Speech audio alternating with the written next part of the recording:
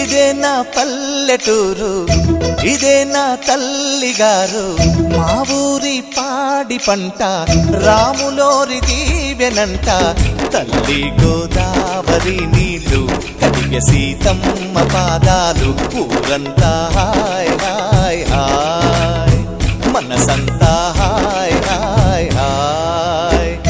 ఇదే నా పల్లెటూరు, ఇదే నా తల్లిగారు, మా ఊరి పాడి పంట రాములోరి దీవెనంట.